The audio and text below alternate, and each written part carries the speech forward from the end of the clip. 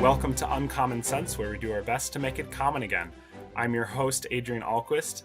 Today I'm joined by Lee Sondeno, who is a convert to the Catholic Church recently, and we're going to talk about that because he has a great story, and it ties in with the Society of G.K. Chesterton. Lee is also a Knight of the Apostolate. If you don't know about the Knights program, it is a giving society for the Society of G.K. Chesterton, and you can go to chesterton.org/knights to support us because we really do need your help. And we wanted to put one of our fellow Knights out here. We're so grateful to you, Lee, for giving to us and supporting us because we really do need your help. How are you, by the way? I'm good. Thank you so much for the opportunity. This is super exciting, Adrian. So thank you so much. Oh, I'm glad. It's Yeah, awesome to be here. thank you for being on. I heard that you Yeah. listened to the podcast a little bit. So yeah, Oh how's yeah. it Oh, on the? absolutely. I Yeah. think when I even met you the first time at the conference, I was like, I just listened to you on the plane over to the conference because I Yeah. was catching up on the podcast a little bit. So yeah, thanks. Just for all you do for these podcasts and all the work that you're putting in. It was really special to me over the years, and so really appreciate all that time and attention you guys have given to it. It's been great. It's Thank been you. really I great. really appreciate it. Yeah, thank you so much. Yeah, so I want to ask you, okay, you were a Protestant, Yeah. and your conversion story has to do a little bit with the society, a little bit with my parish, Holy Family, and because Yeah. of COVID. So, without taking the words out of your mouth, I want to hear from you what your story is. All right, yeah. So, boy, I'll try to put it in a nutshell here, so we don't spend too much time. But yeah, so my wife and I, my entire family, going back, eons of generations, have been Protestants forever, right?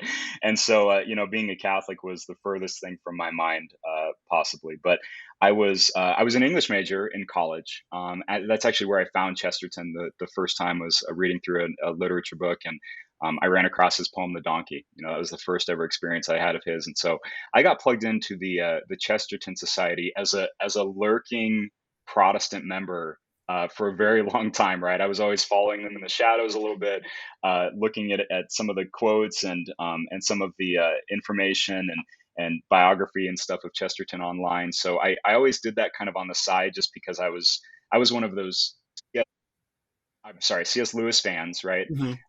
That loved Chesterton as well, and so I'd always tell people in Who would church, have like, thunk well, that you right, were yeah, yes, exactly. So, I didn't even make that connection until later. So I read Chesterton. I was like, oh, this guy's obviously a Christian, right? And then I found out the connection between C.S. Lewis, who was a hero of mine. So it was always one of those things where I think when you're in the Protestant arena, it's like, oh, you like Lewis? Well, I like Chesterton, right? And it's like, Yeah, yeah. whoa, Right, that's right. that's a big deal. So, I followed you guys for a while, and so kind of fast forward to 2019 when I officially became a member, and started getting the magazine and everything else. And I just was really getting plugged in with the society on a very high level, right? More of a literary level, more of just a love for Chesterton and everything Mhm. he said about Christianity. And I kind of glossed over those things that were very Yeah, Catholic, right? I think as I think one does, Protestants are really good. yeah. Yeah, Yeah. Protestants are really good about doing that. Like, I'll just skip over that. So, but COVID hit. My wife and I were very involved in the music ministry here in Las Vegas. We used to play all the time. I play guitar, and my wife plays piano, and we were worship ministers for the better part of the 15 years that we've been married, actually. So. That's It great. was one of the things where when COVID happened, right, all of that just completely Yeah. stopped. And there were definitely some things, Adrian, that were happening before then too. I really feel like the Holy Spirit was kind of priming my heart for everything that was about to happen in 2020. But the society started streaming mass, right? So I followed you guys on the YouTube channel, and of course I was watching your Yeah. podcast and everything else. Yeah, let me clarify this because this part is a little bit confusing. Yeah, So when COVID hit, uh, my parish, Holy Family Church, which is technically it's not technically associated with the Society of G.K. Chesterton or Chesterton Academy, but it's where we went to mass. And Emily Emily, our executive director, set up a live stream for that mass, even though no one was there except the priest and some servers and a yeah, couple of singers in the background. And I was one of those singers, and Yeah. we found that out recently, and it was kind of fun because I mean we Yep. weren't on the camera or anything, Right. but Emily decided, she had a really good idea to stream these masses on the society YouTube page.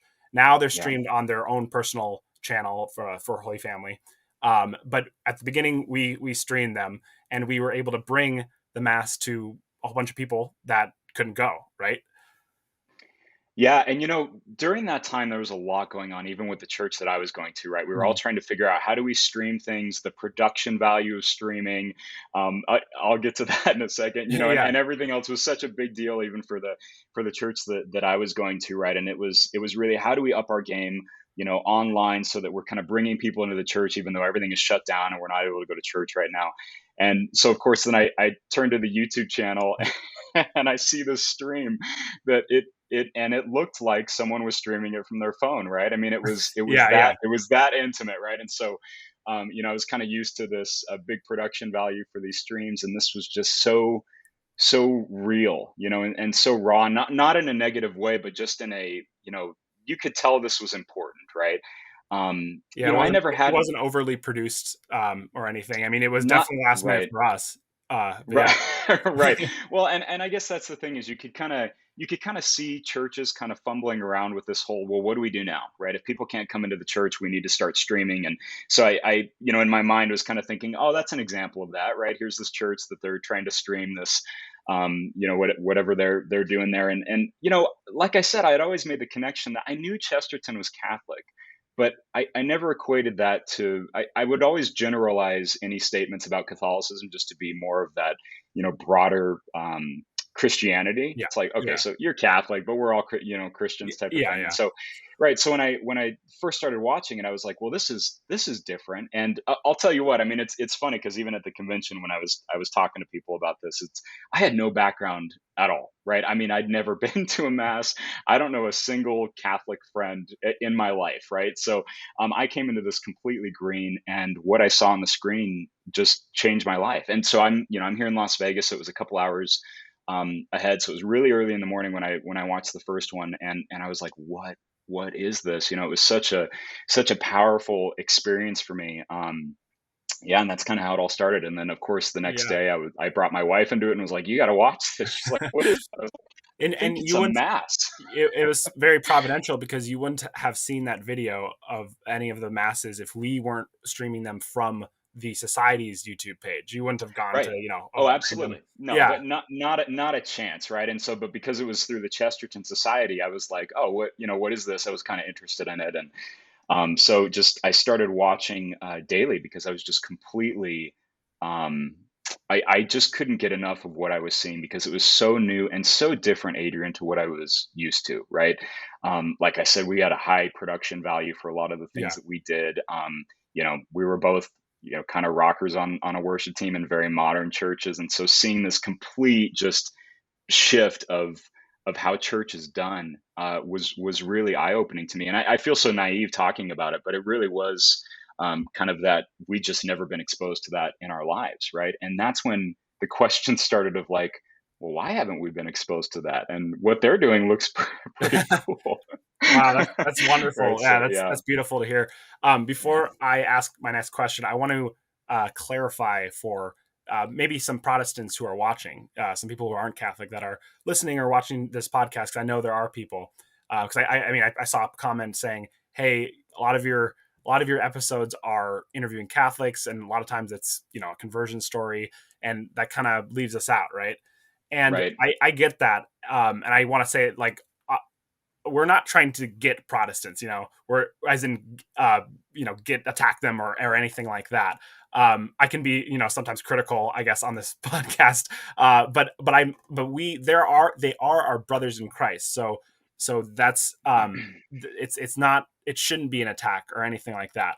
Um, right, but, but our mission for the society is to evangelize through education. So that's part of the reason I'm interviewing you now. And I've interviewed other converts is somewhat to educate people in the Catholic Church, because, like you said, you didn't know about a lot of this, so we need to right. start somewhere. We want to at least present the case, right? And so that's why I encourage you to watch one of these masses for those who are listening.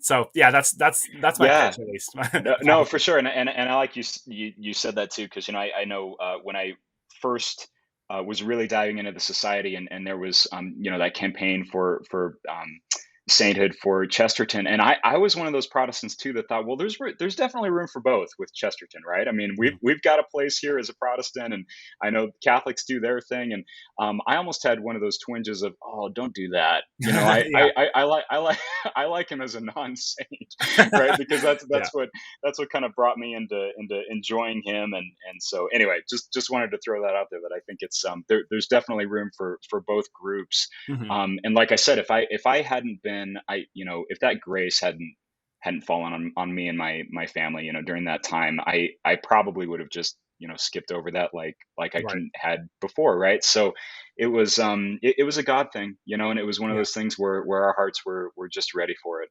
and it was we'd been asking for direction in our lives, and we were getting a little burnt out with our ministry as well, so Mhm. it was a timing thing for sure, Adrian. Yeah. That's great. Yeah, like I like. Yep. Yeah, you said it was grace. I mean, God God is good when it comes to the grace that He gives Yep. us.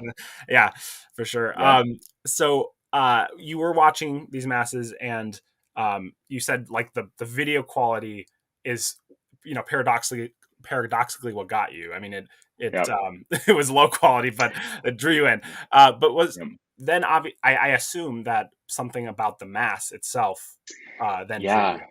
Oh, yeah. Oh, absolutely. So even, the first that first mass I watched, I just remember thinking to myself that I was watching the Old Testament. I was watching the Bible being played out in mass, right? And you could Mhm. see it. And that's what really just kind of caught me, because it's like, oh, I know that. That looks familiar. That's from the Old Testament, or I know that. That looks familiar. That's from the New Testament. And then they're doing this whole communion, and they're breaking bread, and they're quoting from the New Testament, and it's like, oh, it must have been a special day, right? This must have been Yeah, the one communion day, right, where yeah, they get just together Monday. and they're doing right. Well, right, and then you find out, well, they do this every day, right? I mean, so it was an unbelievable experience, but really just seeing the Bible being played out, everything that I'd grown up with as a Protestant, all the familiarity that I had, it was walking in and feeling. I mean, not to sound super cliche, but just feeling at home, right? I mean, Mhm. it wasn't one of those, this is crazy, and kind of turning this off, and I'm not used to this type of high church, right? But it really was like, oh, that's familiar, that's Christianity, right? And Yeah, that's what really drew me in. Yeah. that's really nice to hear because a lot of times I hear from Protestants or just people who aren't Catholic that the mass is it seems very inaccessible. It's the people on the high altar just are like looking down or something like that. It's just Yeah. so like official and stuff. But you had a very different experience, and that I'm really glad to hear. Especially because now I assume, are you able to go to mass in person? Yeah, we started going in person in September of 2020, right when they started opening everything up Yeah, again, and so that was the first time we'd attended, and that's kind of funny too, Adrian. You bring that up because the first time we watched it, of course, there's no audience there, right? I mean, yeah, so right. it's just the folks doing the mass, and so I think it was really different because I think it lent itself well to just being presented on the phone like that, right? Because they, of course, everything's happening there on the altar, and so they're going through all the motions, and you really feel like you're a part of it. So that was a cool experience. Yeah, When we started going in person, that's when we started realizing, like, oh, that's what we're supposed to do, or they're kneeling, or they're standing, or yeah, so it was a lot of us kind of finding out what the people did, right, in the mass, and that was something that we weren't used to either. And that's what was so strange about this whole journey, is through COVID, with all these restrictions, it's like we had no base, we had nobody to talk to. It's not like we could have walked to the back of the church and said, hey, can you explain what's going on to me? yeah, we yeah, just yeah. we had none of that, right? So it was a lot of reading, a lot of looking things up on Google. I remember Divine Mercy Sunday was one of them, right? There was this huge, beautiful picture of Mhm. Jesus, and we're like, what is this big What is picture it? of Yeah, Jesus, right? And so we kind of had to find that out as a family together, and then you dive into um, those really important sacraments of the church, and you realize how cool and important it was. So it was kind of neat, like through the progression of that year, we were kind of discovering all these new things with the church, and we felt like we were going through kind of a little RCIA on our own of, Yeah. oh, it's something new. Let's look it up. What does that mean, right? So That's yeah, great. Good. I mean, good for you for doing that. It's easy as a cradle Catholic to take things for granted, and yeah, that's something. I mean, when a Protestant converts, I mean, there's a whole new world opens up for that person, and yeah, you get to look into all of these different things. What does this mean? What does that mean? And it's great. The other thing I wanted to mention was that if people are wondering if anything good came out of COVID, well, here we go. I know it's been, oh, that's very so tragic true. for a lot of Yeah, people, but at least we get to see a glimmer of hope, and this is just yeah. a great story that was, kind of came out of COVID. Oh, Uh, absolutely. Yeah, yeah. and we've talked to a lot of folks about that too. That COVID was terrible, but for our family, it was life changing, right? Mhm, And that was something that I don't think would have ever happened if it weren't for the circumstances we were under. mhm. So that's, again, it's just one of those graces where we were just primed and ready, and it hit. We had an opportunity to step back from everything we were doing, which caused us to kind of, really evaluate what does it mean to be a Christian. What does it Yeah. mean to go to church every Sunday? And so those really deep, important questions, as a family, and the Catholic Church fit the bill. You know, Mm, yeah. and it was interesting because so one of the books that I never picked up of Chesterton's, right? Because I a couple funny stories about that, but one I never was interested in was the Catholic Church and conversion, of course, because I'm like, I Sure. don't need that, Yeah. right? Yeah. He Yeah. went he went he went off the deep end there, Adrian, right? But so, when I was in 2020, I finally picked up a copy of it because, of course, I'm seeing the mass, and I'm like, well, what does Chesterton have to say about all this in the Catholic Church? And I read, his kind of three-step process for conversion, and I mean, he just hit the nail on the head, right, with those processes, especially for Sure. us, because I think, at first we were like, all right, I'm part of the Chesterton Society. I'm fair to the Catholic Church. I feel like, right? You guys do your thing, we do ours. There's no hostility. We're good, right? And then all of a sudden it turned into that fascination, right, where we just couldn't get enough of, well, what does this mean, and what's the Catholic Church really teaching, and then shocked that we can't detach from that. Mhm. Right, Right. that Right. we realize that, oh, we're caught into this. Well, we believe that too, and we believe what the Catholic Church is believing. So does that mean we can't leave? Like, now we're Yeah. part of this? Like, it's hard to turn back once you've unveiled all of that. Mhm. And then that third step of absolute fear, because I remember, man, in 2020, when it was getting real, and my wife and I were like, I think we are Catholic. I think we need to convert. And I remember I would, throughout the day, just think, this is crazy. Like, right, right, this is Right. crazy. Right. I'm Yeah. so glad to hear that your wife converted with you. Yeah. Yeah, Yeah. absolutely. And that was a grace in and of itself, because I did spend a lot of time kind of reading conversion stories, through, the journey home. And I picked up My Name is Lazarus pretty early in 2020 as well, and was reading through that. By the way, And yeah, good, good. Everyone go to the shop, chesterton.org/shop, yeah. and pick that book up because Oh I've yeah. interviewed a lot of people on that have stories in that book, and it's just very world changing. Yeah. Oh, it absolutely is. And you know what the comforting thing was too, is that was actually the first conversion book that I picked up, just because I had that association with the Chesterton Society. I knew it was there. So I was like, I'm going to pick it up and read about other converts, right? Because I felt like, am I the only one that's ever gone through this? You feel so Yeah. unique, and so to be able to read that these experiences have happened to other people almost verbatim of yours was really, really comforting. So Yeah, and that they're that still was they're great. still unique in and of itself, but then there's Yeah. that common thread. It's great. Yeah. Yeah, yeah, absolutely. So that was a big moment for me too, is just to bring all of those, into our story as well. So you'd read about, how sometimes it was really difficult for the family to convert, or the wife to convert, or the spouse, and my wife is just so open to it as well, and probably a lot because of my enthusiasm, Mhm. because Nice, nice. I was like, you have to see this mass, this is so cool, and look at what they're doing, and it was so different, and a really special moment. The first time I watched mass with her on the phone, and I found out that Emily was doing the recording, and I think it was a few days after I had really been doing the daily masses, and I asked my wife to join me on, I think it was a Saturday. I was like, oh, we should watch this together.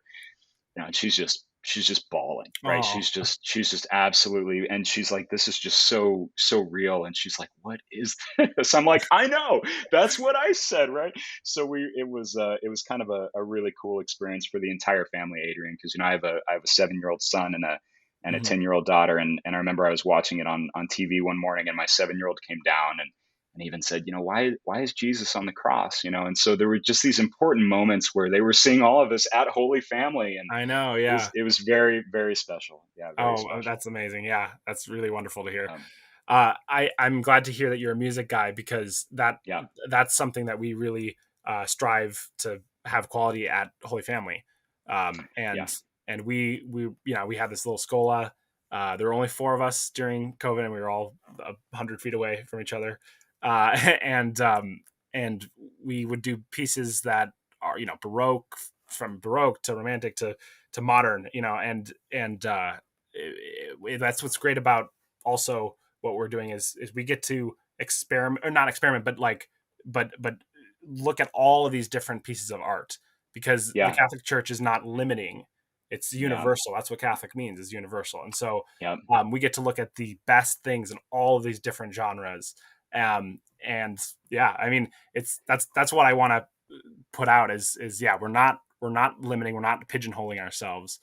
I mean, that's why with the Bible, we go through the whole Bible in mass. In a couple years, we read a different part of the Bible every Yeah. every day, and yeah, And that's a good point too, because the decision, I think, a lot of times with Protestants is, you work out your own salvation, right? So, whether you're reading daily through the Bible, which we've done so many times in our lifetime too, but to have a church do that as a regular norm was just shocking. Mhm. It's like, well, this is what it's all about anyway, right? And so you're doing this on a weekly basis and a daily basis, and it was unreal. But your point about art too, being a Protestant on the side that we were very evangelistic and Pentecostal, and I think there's a lot of roots into the kind of the Puritanism there as well. So we're very used to a not much art.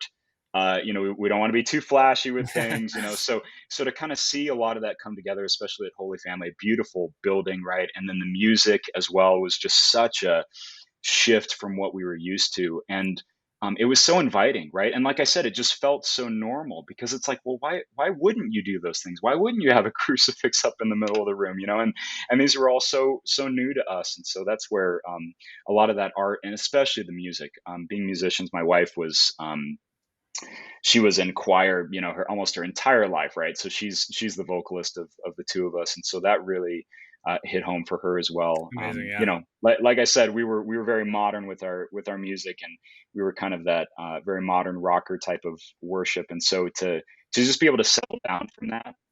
And we kind of call it like the great cleansing, Adrian, right? Where we went through this this moment with Holy Family, where we just really stepped back, and we let those things fade a little bit, and then we got down to the meat of it, right? And yeah. just the real, like, what's real and what's important and what's Mhm. what's true beauty, and you were seeing it being played out, and you were part of that. And I found out, I was like, you were one of the singers, I right? know, it's And great. I love it. Yeah. yeah, and I And think what's I think you guys did a concert. I think it was maybe in early March, and I remember we all sat down as a family and watched that as well, and my kids Oh, were just cool. enthralled. Yeah, yeah, it was Yes, pretty yeah, cool. yeah. Yeah, we did do a concert at one point then. Yep. Um, yeah, what's also great to hear is at the conference, this yeah, a couple weeks ago, you got to meet Father Johnson, who is the parish priest who says all the masses at Holy Oh Family. yeah. That And that was unbelievable. I wasn't going to come in person, right? I was just going to do this virtually, and it actually wasn't until there was something else where I got a phone call from Emily, because we were talking through some of the nights stuff, mhm. right? And we started talking, and well, actually we set up a time, and I went for a walk with the dog, right? And we were kind of chatting through just some of the nights things, and she's, oh, give me some of your background. And so I started talking through some of the story, right, Adrian? And she's like, "Well, I was the one holding the phone," Yeah, and exactly. and Well, I couldn't believe it. I was like, "Well, I was the one watching, here in Las Vegas," and I can't believe how life changing that was for me and my family, for you holding that phone in those beginning days, and yeah, how special that was, right? And so I was just totally overwhelmed, and after talking with Emily, and so I got home and I told my wife about the whole story, and she's like, "You have to get on a plane, like, you have to go," right? So I found tickets, and I was like, I'm doing it. I'm going to make this happen, and I flew out there, and for the night's dinner, and Yeah, that was something where my wife and I had always talked kind of jokingly, like we're gonna make a pilgrimage to Holy Family at some point in our lives, right? Mhm. Oh yeah, right, Where right, I mean, right. it's really far away from Las Vegas, but hopefully we'll be able to bring the kids there someday, and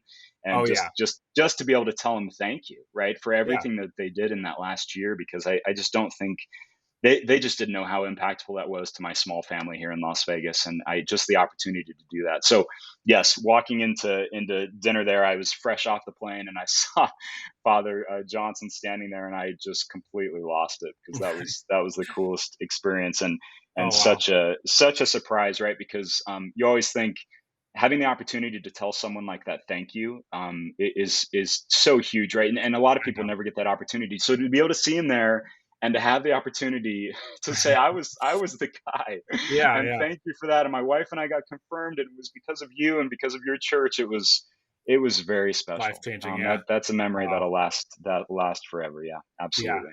Yeah, and I'm very grateful to Father Johnson as well. I may have underplayed it when I said Holy Family doesn't have a lot to do with Chesterton, because Father Johnson said mass for the Chesterton Academy students many days for many years, because we that's where we would go to have daily mass. Chesterton Academy has daily mass.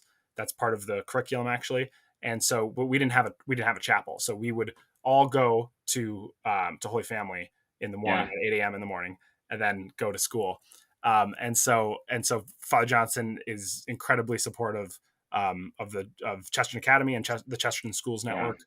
And so we're really grateful. I hope to have him on the podcast, but he's very busy. Yeah, Yeah. He yeah, is very busy, which is why I couldn't believe that I was able to see him and meet him. So yeah, I mean, it was great to talk to him mhm. at the dinner as well, and just all of those things. It's like, how do you cram an entire lifetime of something into 1 hour of talking with someone that you feel like is your hero? And that was such the original the crazy experience too, Adrian, is that all of this happened virtually, right? So really, Holy Family, even though we were so far away from Las Vegas, it was like I really felt like that was my home parish, right? Yeah, Because yeah, that's where we got. That was the first church we'd ever visited. yeah, Father Johnson, those were the first homilies I'd ever heard. And I would watch a lot of what he was doing on the YouTube channel as well through his talk. So you feel like these people, right? And so it's kind of a weird, like, wow, this happened virtually, but and you've never met these people in person. And I remember writing an email right before we were confirmed into the church over to Father Johnson and just hey, this happened the last year, and my little family of four in Las Vegas was just changed forever because of mhm. of you and because of your church. And thanks so much, right? And so it was really neat to get a response back from him, and just to have the opportunity, like I said, because I think it's hard to tell, and I even talked about this with Emily. It's so hard because I don't think you get a lot of feedback of the impact that could be making. Even the podcast that you do here, the impact that it was making on me, even maybe subconsciously over the last year, and just planting those seeds, and I never even knew it or thought about it. And so Yeah. it's Well, kind of neat to have that opportunity. yeah, thanks for saying that because it is nice. It was finally nice to go to the conference and meet some people who were impacted by it, because it's true. I don't get that input, and it's not in like an ego kind of thing. It's just I want to know if this matters. Right? Yeah. So yeah, Yeah. Absolutely. Yeah. yeah. Well, thank you for sharing your amazing story. It's just absolutely incredible.